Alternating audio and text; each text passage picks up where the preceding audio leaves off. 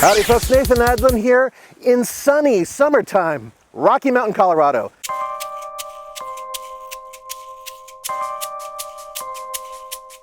And behind me is the 2014 Toyota Sienna Limited.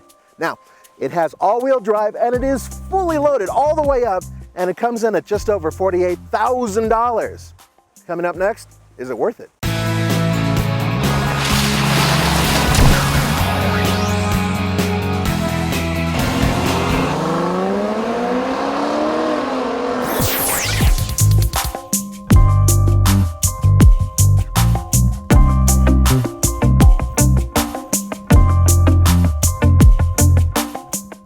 This is the venerable, seen everywhere 3.5 liter V6 that puts out 266 horsepower and 245 pound-feet of torque. It's hooked up to a 6-speed automatic transmission, and this model has all-wheel drive.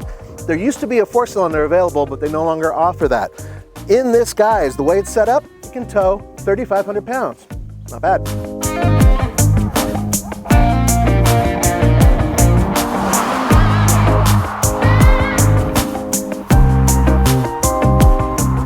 Now, I know what a lot of you are saying. This is a minivan. There's no joy or fun in it. It's boring. It's a box on wheels. Well, actually, if this was the SE version of this, it would have some cool little things like little kick panels. It would have a sports suspension and different wheels, and it looks a little bit more aggressive. As it is, I don't think it's an ugly van. In fact, compared to, say, the Nissan Quest, I think it's a little bit better looking, and I think it's more contemporary looking than the Chrysler. So, you know, what you're looking at here is a design that's been around for a little while, but I wanted to point out one thing that I'd noticed, and that is the front end of this vehicle. The reason why is somebody once said the front end looks like an SUV. Whoever they were, well, they're on drugs. But otherwise, yeah, it's relatively handsome. These are 18-inch wheels, and they come standard, this design that is, with the Limited. Each model has their own set of wheels. And, well, I don't think they're terrible looking. The one thing I do have against them, though, is the fact that the rubber that's on here is not great for super all-season driving, because this is an all-wheel drive vehicle. I'd rather have some more aggressive tread.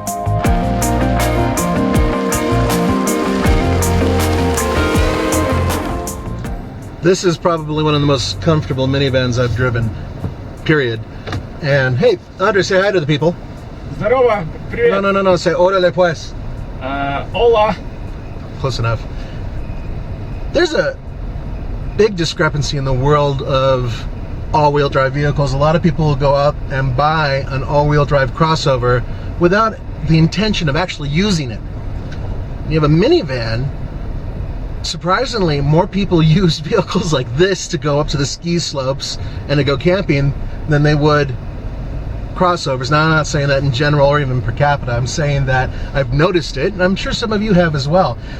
Minivan drivers tend to be very community oriented. They like kids, they like bringing people together, and they like being able to show tours from out of town the sights in their very comfortable, and you got to agree, Andre, this is an extremely comfortable minivan. So our family from Eastern Europe or other bloc countries come in. It'd be nice to have something like this to travel around in and show them. With that said, that's exactly the reason why I would rather have a sedan with rock hard suspension that would make them uncomfortable and incontinent as I drive.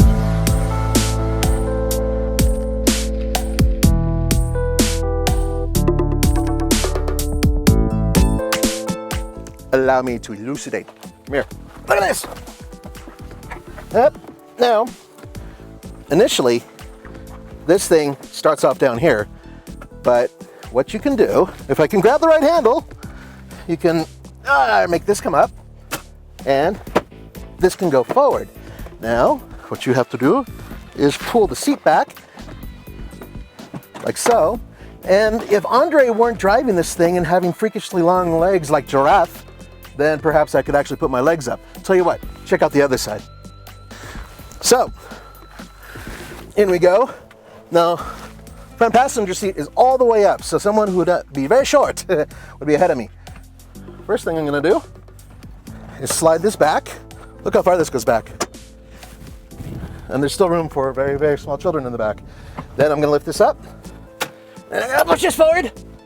Oh, almost there, and then, oh, are you kidding me? Oh, I could go coast to coast in this. And the seatbelt is actually part of the chair, so it moves around seatbelt's not hooked up to the body. It's good. There is a 16-inch screen. Why don't you show the people there? Ah, смотри. That's massive. Oh, Yeah, the kids are going to battle over that one. Now you can go split screen, or you can put just one image on the screen. There are various videos that I actually cover the entire thing, kind of a wide format. But for the most part, it's damn massive.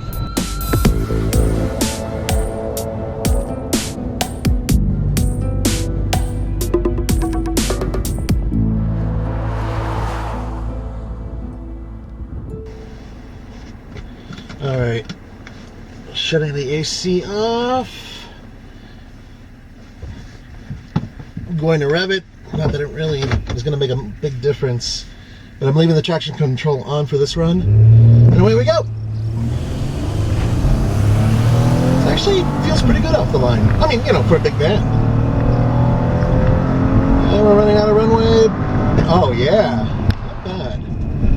Not bad at all. 10.42. 10.42. That was my first run with everything pretty much on except for air conditioning. So, by the way, nowadays air conditioning rarely affects the vehicle like it used to, because a lot of them are electric, so they don't have a pulley that's yanking power off the engine. I said yanking. Next I'll say fire. So, try this again. We're at the IMI racetrack, by the way, which is our new official home for 0 to 60 on track times. It's because we're dangerous like that. Actually, it's because we're safe like that. I'm going to turn the traction control off.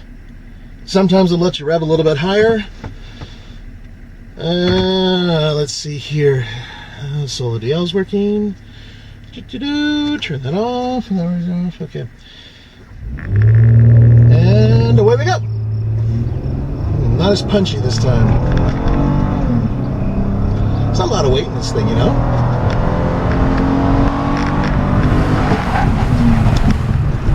Good brakes. Good brakes. All right. The seatbelt just squeezes the life out of you. Jeez. 10.41. So really no major measurable difference.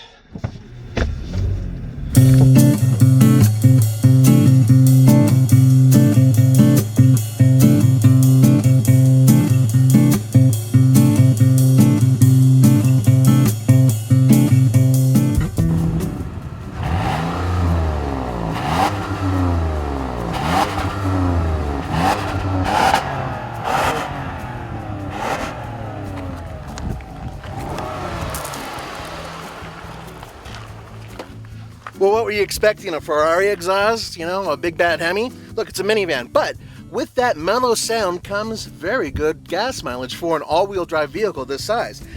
It gets 19 miles per gallon combined. That means it's 16 miles per gallon city, 23 miles per gallon highway. We've been averaging 22.1 miles per gallon, and that's been with mostly highway driving, so there's no reason to assume that Toyota's wrong about their estimates.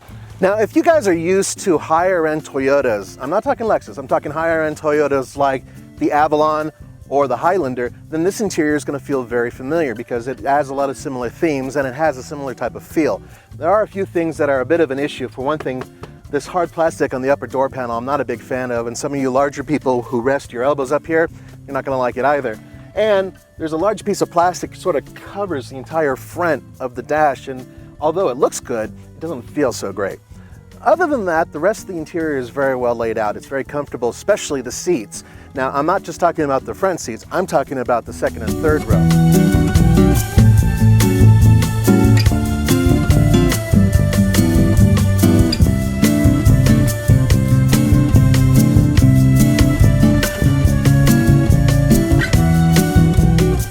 All right, so 39.1 cubic feet behind the third row seat. Now, that's a lot of space, and the reason there's so much room is because they drop it down way in there. So we're able to get a winch back here, because everybody carries a winch in the back of their minivan, and a child seat, which nobody carries in the back of their minivan. The point is that there is a lot of extra space, and if you get the vehicle version of the Sienna that doesn't have the middle row seat, which is this thin seat that you can plug in between the 2 passenger seats in the middle, it would be able to go in right over here. But being that this doesn't have it, there's all this extra storage space right over there available. Pretty cool. I don't want to say I'm a massive advocate of minivans. It would be unfair because I see them as exactly what they truly are, utility vehicles. And they really are utilitarian. How about that? But do you want to know why? Because I've seen minivans used for literally generations, it would seem, moving amateur rock bands from point A to point B, soccer teams, lumber, animals, bicycles, I mean, you name it. That's what these things do. They're built for everything. The only thing you can't do with a minivan that you can do with a crossover is go over relatively high obstacles. This has a pretty low front end, especially if you get the SE model, because it has the side sills that hang kind of low too. But with that said, and so many of you point this out on video when I say it, well, we'll never take a crossover off-road. Okay. Which, by the way, is untrue, because by the act of me doing it, that means that someone is actually taking one off-road. But what you're saying is right, because this minivan, well, it's never really going to go off-road. Well, actually, I'm stupid enough to try it. But the point is that normally speaking, it wouldn't go off-road, even a little bit. Minivan will see snow. Minivan will see a dirt road or two. This all-wheel drive system is absolutely solid. I've driven Siennas with front-wheel drive and all-wheel drive in snow, in mud, over loose dirt, gravel, basically whatever Colorado has to dish out. I've done it in a Sienna, and it's always worked out for the best. The only thing I've ever been a little iffy about is the fact that the tires are very street-oriented, so they had a little bit of adhesion issues with snow and ice, but it was nothing that the all-wheel drive couldn't help with.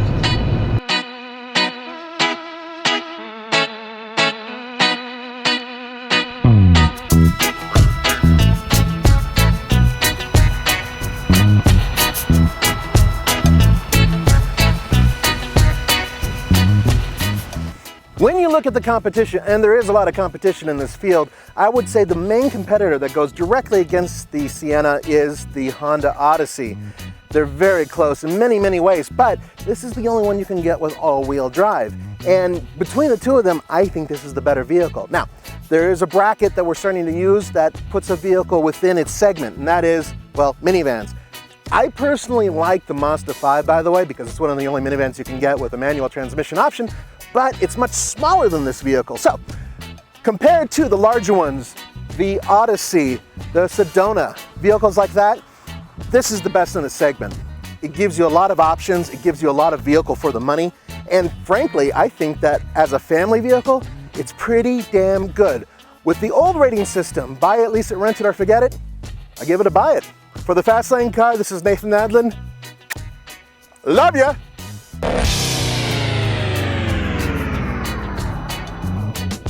.66 horsepower and 245 pounds. Is it 45 or 244?